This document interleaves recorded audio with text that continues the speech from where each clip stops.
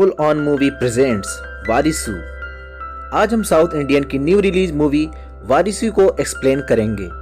Movie की शुरुआत में हम देखते हैं कि जयप्रकाश नाम के एक बिजनेसमैन है जो किसी डील की मीटिंग के लिए जा रहा है और उनका कहना है कि उन्होंने इस डील के लिए बहुत ही मेहनत की है।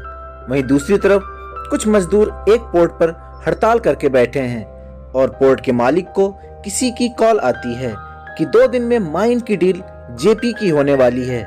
वहीं कोई एक तीसरा बिजनेसमैन है जो इस डील को पाना चाहता है और तभी टीवी पर न्यूज आती है कि $3 मिलियन माइनिंग का contract Rajendra group of company को मिल गई है। तभी जेपी को एक कॉल आती है जिसमें राजेंद्र जेपी को कहता है कि तुम्हारे लिए तो मेरे दोनों बेटे ही काफी हैं, इन्हें तुम कभी हरा नहीं सकते। जेपी के अलावा जो दोनों बिजनेसमैन थे ये उन्हीं का बाप था। राजेंद्र के 2 नहीं बल्कि 3 बेटे थे। जो तीसरा है उसका नाम विजय है। बाप विजय को पसंद नहीं करता और कहता है कि वो मेरे लिए मर चुका है, पर माँ विजय से चोरी चोरी बातें करती रहती थी।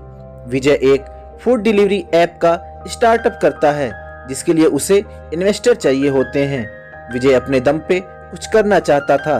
वो अपने बाप के बनाए बिजनेस को संभालना नहीं चाहता था। इस वजह से उसके पिता उसको पसंद नहीं करते थे क्योंकि बाप को अपने अचीवमेंट पर बहुत ही घमंड था। राजेंद्र के एक डॉक्टर फ्रेंड ने बताया कि तुम्हें 4th स्टेज का कैंसर है और इसका कोई इलाज नहीं है।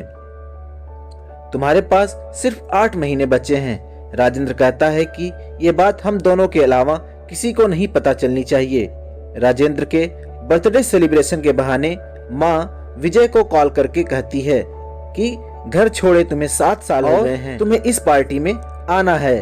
पर विजय मना कर देता है और माँ उदास हो जाती है, लेकिन विजय खुद को रोक नहीं पाता है और घर आ जाता है। उसे देखकर दोनों भाई खुश नहीं होते हैं। विजय की भतीजी यहाँ तक कि उसके बाप भी विजय से बात तक नहीं करते, एक अजनबी सा उसके साथ बिहेव करते हैं। घर का नौकर विजय से बात करता है और उसे पूरे घर का हाल बताता है कि घर में सब एक दूसरे से मिलकर नहीं रह रहे हैं। बड़ा भाई अकेले ही डिनर कर रहा होता है। वो अपने बीवी के साथ या परिवार के साथ डिनर नहीं करता है। पता नहीं इन दोनों के बीच में क्या प्रॉब्लम है। दोनों बड़े भाइयों में कंपटीशन चल रही है। तभी विजय माँ से कहता है कि 1 घंटे से क्या चल रहा है, सब अकेले अकेले आ रहे हैं और खाना खा के जा रहे हैं। फिर विजय माँ के साथ खाना खाता है और कहता है तुम मेरे साथ चलो, मेरे साथ रहो। पर माँ कहती है घर तो छोड़ दूं पर रिश्ते नहीं छोड़ सकती। तभी विजय देखता है कि उसकी भतीजी छिप के सिगरेट पी रही है। मना करने पर वो कहती है कि तुम कौन होते हो मुझे रोकने वाले। उधर डॉक्टर राजेंद्र का इलाज करता है और पूछता है कि क्या तुमने अपने वारिस को चुन लिया या नहीं। दूसरे बेटे ने किसी से काफी पैसे उधार लिए हैं और वो वापस नहीं कर पा रहा। दोनों बड़े भाई चेयरमैन बनने के लिए एक दूसरे के साथ गेम खेलते रहते हैं। पोर्ट पे आग बड़े भाई ने ही लगवाया है जिससे वर्कर हड़ताल करके बैठे हैं। वे एक दूसरे को बाप के नजर में गिराकर खुद अच्छा दिखना चाहते हैं जिससे कि वे अपने पिता के एम्पायर के वारिस बन सकें। तभी मूवी की हीरोइन की एंट्री होती है जो कि बड़े भाभी की बहन है और वो कहती है कि तुम डाइवोर्स की प्रोसेस शुरू कर दो क्योंकि तुम खुश नहीं लग रही। पर भाभी मना कर देती है। लड़की विजय को बिल्कुल इग्नोर करती है तो विजय खुद ही उससे बात करता है, पर भी वो वहां से चली जाती है यह कहकर कि वो उसे नहीं पहचानती। विजय को थोड़ा सैड फील होता है।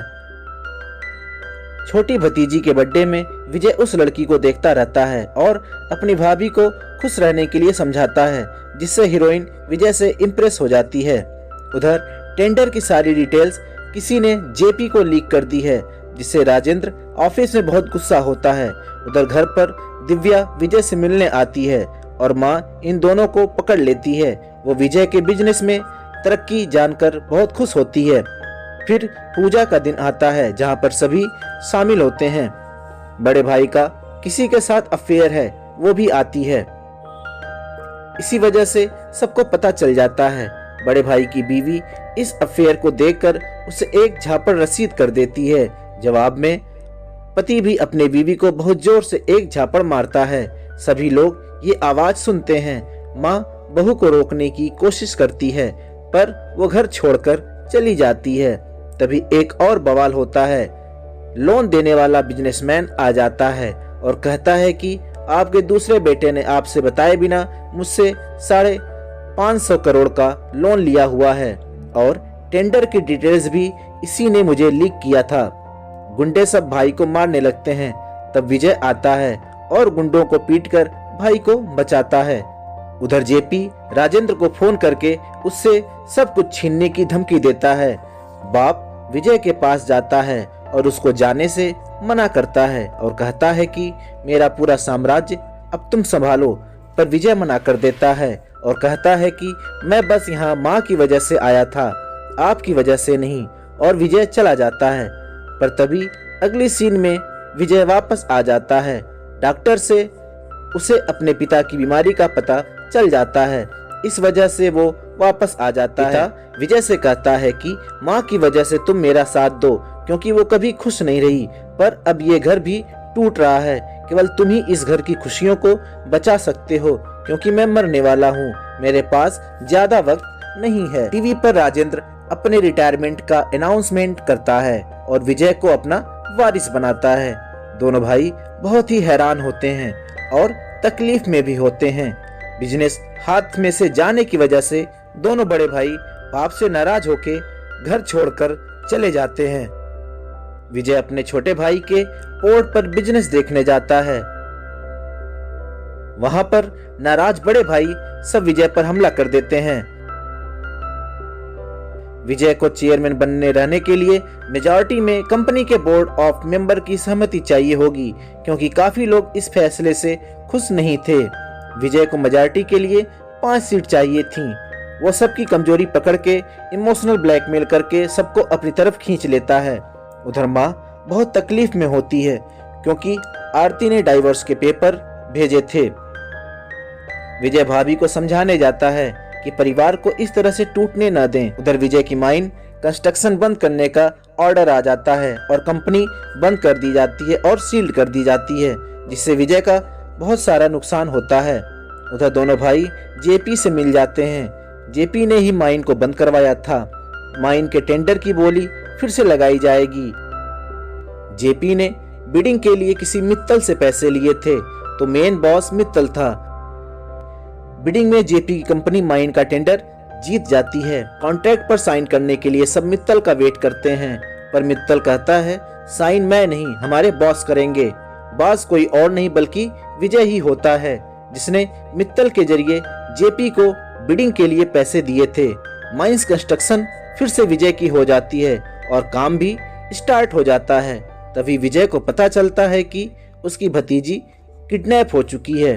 दिव्या अजय को बहुत बुरा भला सुनाती है, क्योंकि उसने अपने बेटी और फैमिली पर कभी ध्यान नहीं दिया था। पुलिस और सीसीटीवी कैमरे की मदद से विजय को पता चलता है कि उसकी भतीजी ह्यूमन ट्रैफिक की शिकार हो गई है और उसके पास केवल 2 घंटे बचे हैं। अब विजय भतीजी को बचाने वहां जाता है। अपने बेटी को तकलीफ में देख अजय को अपनी मां का भी ख्याल आता है और वो घर वापस आ जाता है। उसकी बीवी और बेटी भी घर वापस आ चुकी होती हैं। तभी अगली सीन में राजेंद्र बहुत बीमार दिखता है और खून से लथपथ फर्श पर पड़ा होता है। उसे जो कि कैंसर की बीमारी थी, अब वो बहुत ही ज्यादा बीमार हो चुका रहता है। वो हॉस्पिटल में एडमिट होता है। उसकी आखिरी इच्छा थी कि वो अपना पूरा टाइम अपने परिवार के साथ बिताए। वो अपने बीच वाले बेटे को भी अपने साथ रखना चाहता था। विजय अपने बीच वाले भाई को लेने के लिए उसके पास जाता है, लेकिन वो आने से मना कर देता है। इसके बाद विजय दोबारा अपने बड़े भाई के साथ अपने छोटे भाई को लेने के लिए जाता है, लेकिन वहां पर जेपी उस पर अटैक कर देता है और उसकी कंपनी को हड़पना चाहता है।